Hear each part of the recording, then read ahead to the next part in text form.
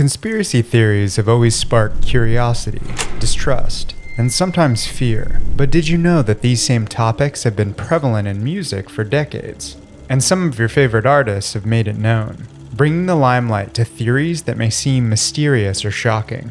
Today, we're taking a look at multiple songs written about conspiracy theories, arguments for and against them, as well as the history behind the conspiracies themselves. In regard to fact or fiction, I'll let you be the judge.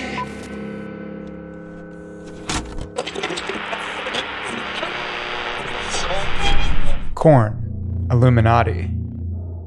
Korn is a nu metal band based out of Bakersfield, California, known for being pioneers of the genre, combining down-tuned guitar riffs, often with dark lyricism and rhythmic delivery. In 2011, Korn would release The Path of Totality, a very experimental album which branched away from their usual sound. Track 5 would be titled Illuminati, an early 2000s dubstep romp that highlights distaste for the conspiracy theory by the same name.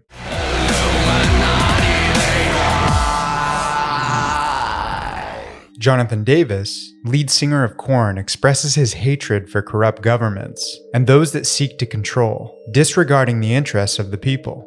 This would all stem back to 1776 Bavaria, where a wave of religious freedom and human rights were on the rise. At the time, Catholicism laid claim as the major influence over the public. Law professor Adam Weishaupt would teach secular philosophy and go on to establish a secret society based on the foundation of the Freemasons.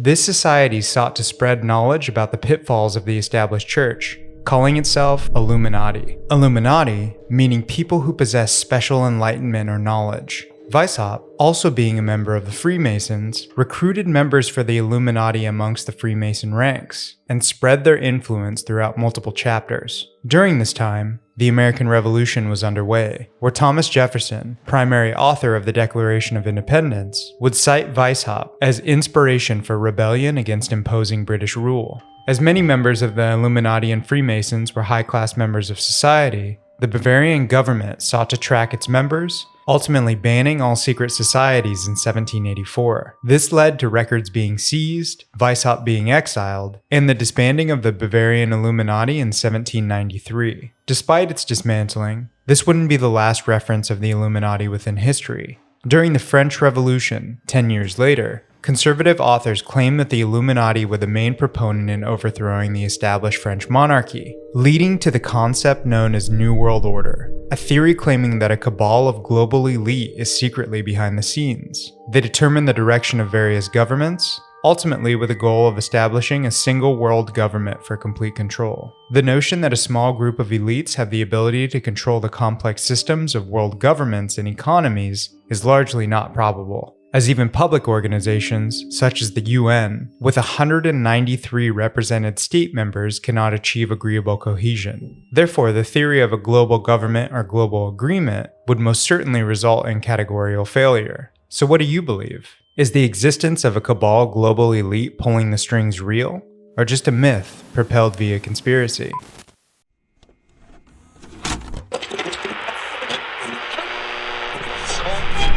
Megadeth. Hangar 18. Megadeth is a thrash metal band formed in Los Angeles, California, best known for their technical proficiency, aggressive style, and consistent discography. In the year 1990, they released their critically acclaimed fourth studio album, Rust in Peace. On it, a song by the name of Hangar 18.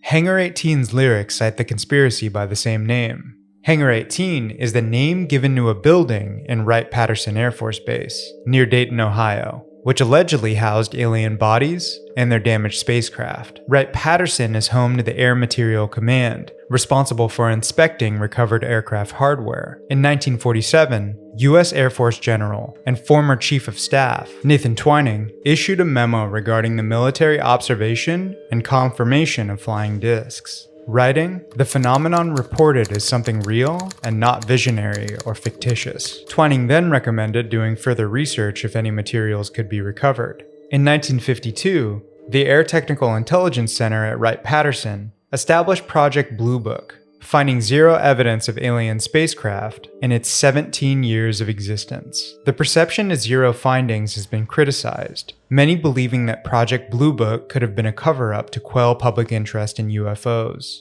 Decades later, in 1974, the Tampa Tribune would report a story stemming from Robert Spencer Carr regarding 12 small alien bodies and debris being recovered from a 1948 flying saucer crash in Aztec, New Mexico. Allegedly, the findings, per protocol, were taken to Hangar 18. Carr recounted supposed eyewitness reports from a biologist who examined the bodies, a security guard who watched over the ship, and an officer who was present for the alien autopsies. The story spread rapidly throughout publications and radio in the US, with the Air Force claiming that Carr's statements were entirely fictional, and that a Hangar 18 didn't even exist at Wright-Patterson. Carr's claims were oddly similar to a science fiction novel, The Fortech Conspiracy, which the Air Force used as further means to diminish the story. Ultimately, they opened Building 18, which was a non-aircraft hangar, to the press. No evidence of alien entities or UFOs were discovered. Carr's son would go on to claim that his father was a habitual liar and would often advocate spinning preposterous stories in front of strangers, tales of befriending a giant alligator in the Florida swamps, and sharing complex philosophical ideas with porpoises in the Gulf of Mexico.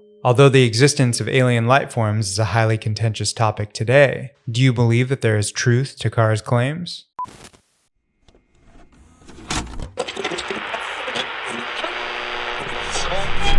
Fleetwood Mac, Lizard People.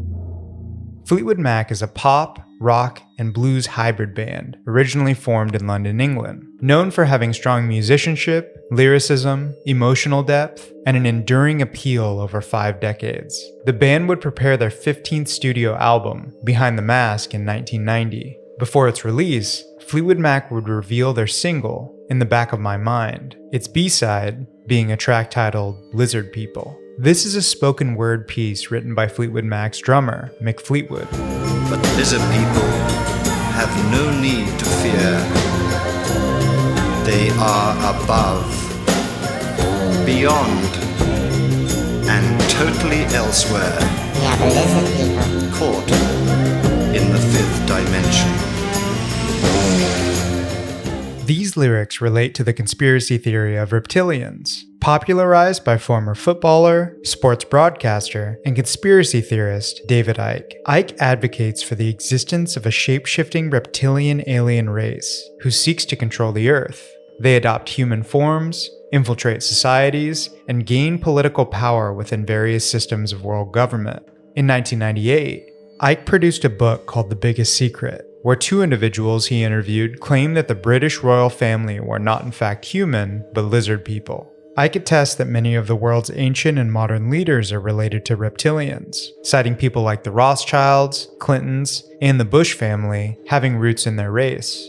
Furthermore, Icke states that reptilians were behind the JFK assassination, Princess Diana's death, and even 9/11. According to the popular internet forum Alien Hub, reptilians usually have the following features: reddish hair, refined eyesight and hearing, low blood pressure, extrasensory perception, a love of space and science, green or hazel eyes that can shift colors, a deep compassion for the future of mankind, and unexplained scars. Icke, after being involved with the Green political party and resigning, toured his birthplace of the UK, telling others he was the son of the Godhead, or son of God. Icke has faced public criticism for having anti-Semitic views, in addition to being a Holocaust denier, advocating the Jews funded the Holocaust, or that it didn't happen at all. Rather it be a theory stemming from most humans' predisposition to not like snakes or reptiles, creeped out by the thought of a reptilian-human hybrid, plain absurdity that an alien species of shape-shifting lizards has taken control of the government around the world,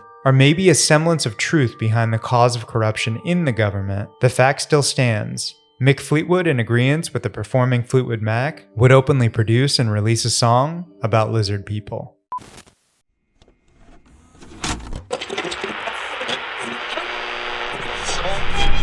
Beck, Chemtrails.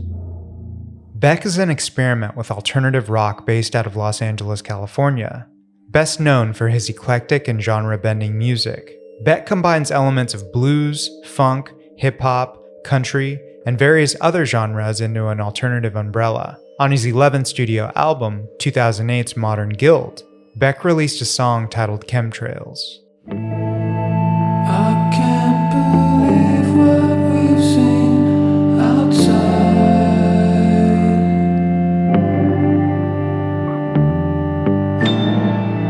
You and me watching the jets go by.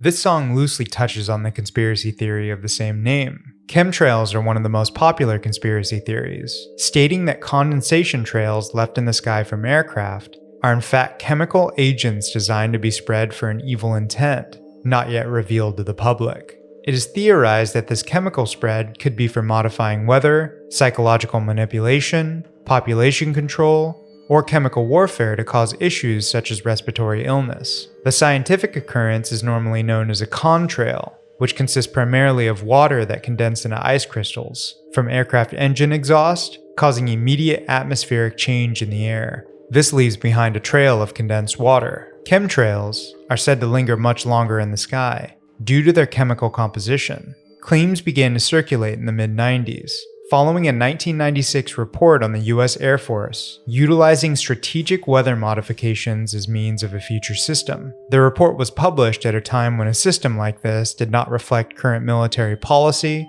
practice, or capability. Despite this, the idea caught on at internet forums, who declared that the US Air Force was spraying the US population with mysterious substances, culminating into an account from Art Bell, popular late-night radio host of Coast to Coast AM, who reported on the theory and thus spread it en masse. This would transpire into a wave of backlash on the US Air Force from the general population, leading to the Environmental Protection Agency, or EPA, Federal Aviation Administration, or FAA, and National Aeronautics and Space Administration, or NASA, to launch investigations disproving of the existence of chemtrails. They then produced the Aircraft Contrails Fact Sheet, the document covering contrails, aircraft emissions, and jet fuel composition structure. Despite the published effort, the public responded to the claims as means of a cover-up.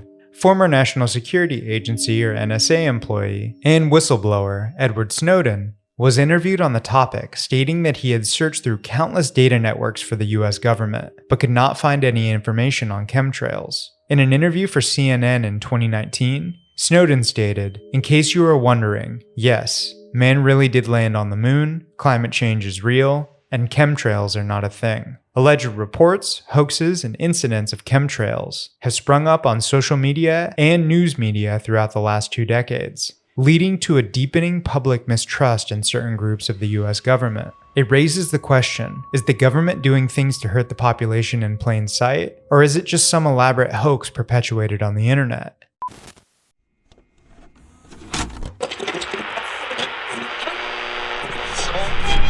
Star Fucking Hipsters.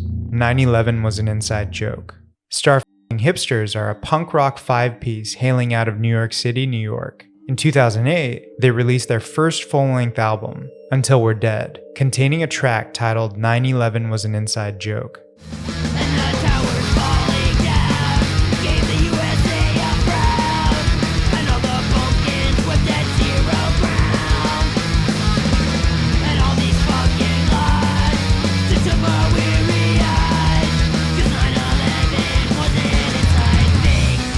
On September 11, 2001, United Airlines Flight 175, with American Airlines Flight 11 and 77, were hijacked by members of the Al-Qaeda military organization. The planes were then flown into the Twin Towers of New York's World Trade Center and the Pentagon, America's headquarters building of the United States Department of Defense. The song, being a play on 9/11 was an inside job, is a conspiracy theory that attests the national tragedy was orchestrated by other parties not publicized in our media. As the amount of theories are pretty extensive, I wanted to cover 4 of the most popular. The first being that the collapse of the towers were directly attributed to controlled demolitions in the columns of the buildings, rather than the structures falling due to the impact of aircraft and the resulting fires. The theory suggests that the columns of the buildings were lined with thermite, a pyrotechnic composition that produces an extreme amount of heat when ignited. This heat can reach temperatures of up to 2500 Celsius or 4500 Fahrenheit.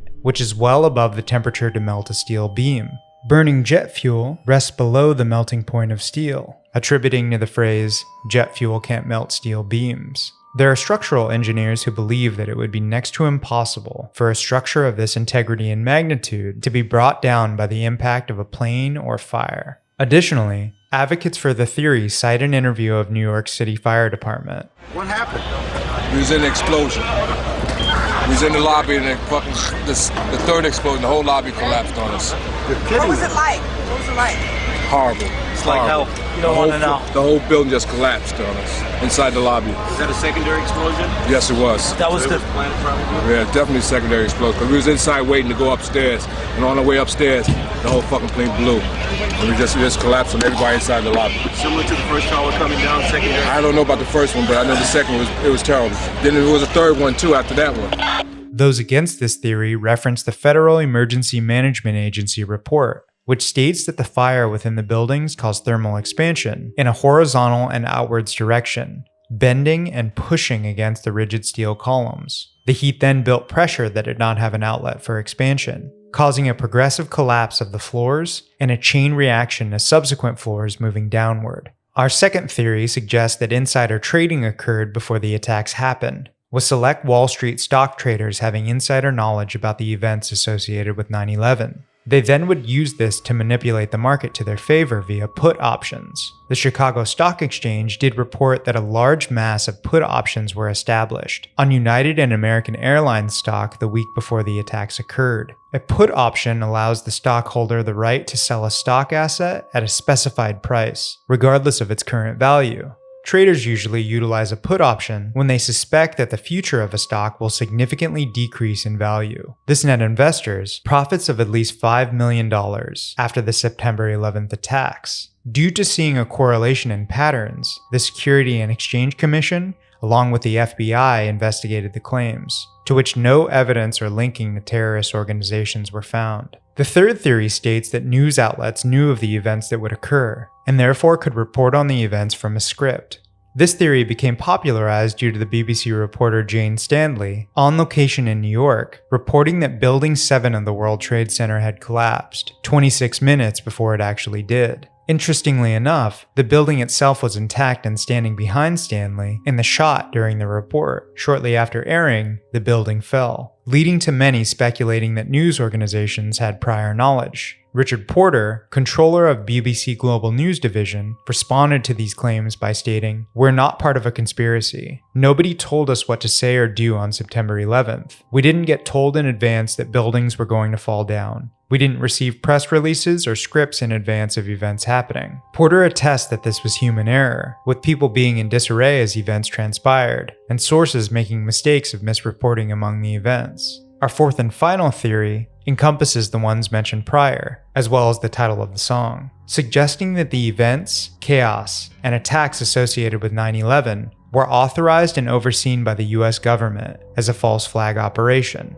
A false flag operation is an action designed to deceive the public by making it appear as though events were carried out by a different entity than one that actually conducted them. This is often done with the goal to place blame onto another party, and can be used as a pretext for military or political actions. In the case of 9/11, these events would be used to point the blame on Afghanistan and Iraq, justifying a war on terror. The purpose to drive an invasion of these countries with the intent to attain their organic resources, as these countries are known for being very abundant in resources such as copper, iron, gold, lithium, natural gas, coal, and most notably oil. Disprovers of this theory would attest that the US government has the best intentions of their people in mind, and would never sacrifice innocent lives for the sake of financial benefit. Though a laundry list of theories can be found associated with the event, they all raise questions on the legitimacy of details associated with 9/11. Was the militant organization Al-Qaeda to blame, or did the problem stem within the US shores? As with all we've covered today, I'll let you decide. If you enjoyed the video, feel free to like, subscribe, and drop me a comment on your thoughts. Or if you know of any other conspiracy theories that you'd like to share, feel free to let me know. We drop videos every Wednesday, so I hope to see you in another video soon. Hangar 18, I know too much.